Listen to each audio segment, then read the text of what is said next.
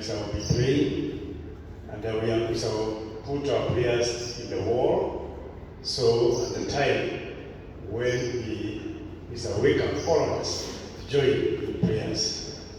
We are going to list the items tomorrow, Tuesday, Wednesday, Thursday, Friday, up to Saturday.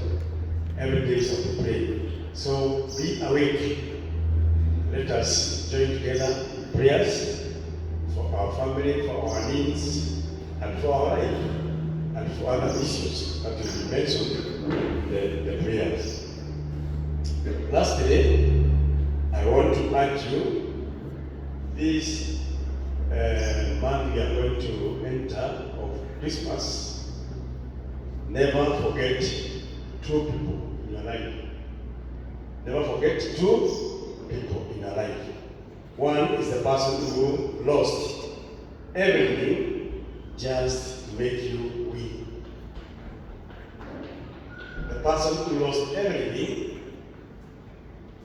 just to make you win. You are a winner. Hello?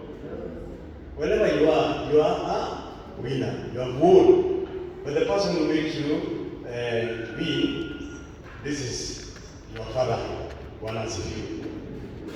The other person is who was with you in every pain.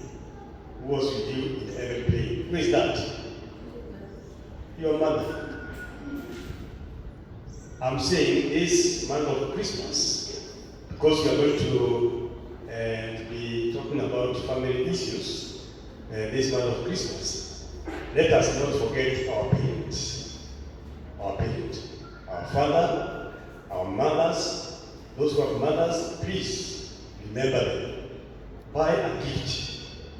Even if it is not a big gift, you can buy, even if it is a necklace or an earring to your mom, and she's going to appreciate.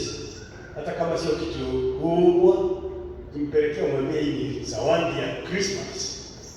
Kwa sababu umenifanya niwe vile niko, kwa hivyo umempea hiyo zawadi. So the month of Christmas, or this month of December, we shall be talking about family issues, and our reflection is the family of Jesus Christ, Joseph, and Mary. That is where our focus is. And therefore, let us also remember our parents and also appreciate them for the path they have taken us, because we are there because of them. Kama sio mzazi wako, ungekuwa, si ndio? Kama sio mzazi wako, ungekuwa. So let us this month, as we focus on family issues, family values, remember our parents. God bless you. Thank you.